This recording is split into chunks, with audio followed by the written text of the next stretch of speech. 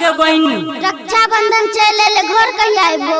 ओहो काल आवे छियो। हमरा ले टीका लेने आइहो। ओहो ले लो ध्यान से।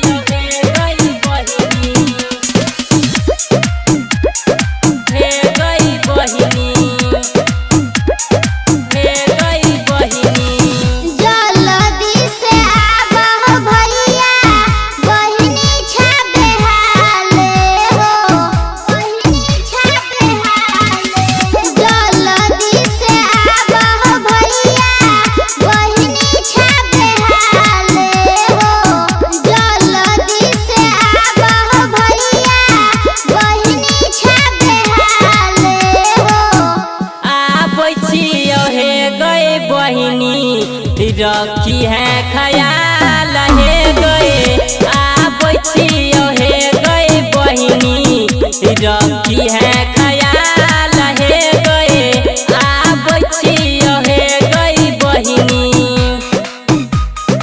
हे गई बहिनी हे गई बहिनी ख्याल हे गए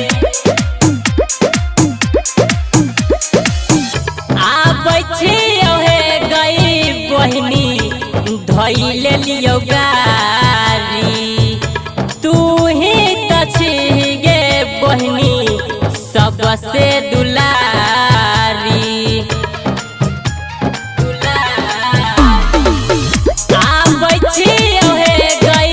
बहिनी धैले लियो गारी तू ही तछी गे बहिनी सबसे दुलारी। ठीक से तू आइहा भैया रहिहा खुशहाल हो। ठीक से तू आइहा भैया रहिहा खुशहाल हो। आप छियो हे गए बहिनी रखी है ख्याल हे गए आप छियो हे गए बहिनी रखी है ख्याल हे गए आप छियो हे गई बहिनी हे गई बहिनी हे गई बहिनी ख्याल हे गए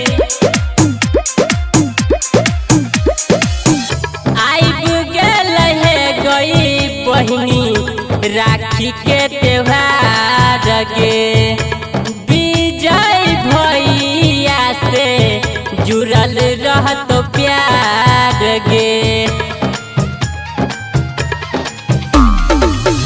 आइब गेल है गई बहिनी राखी के त्योहार गे विजय भैया से जुड़ल रहत प्यार गे।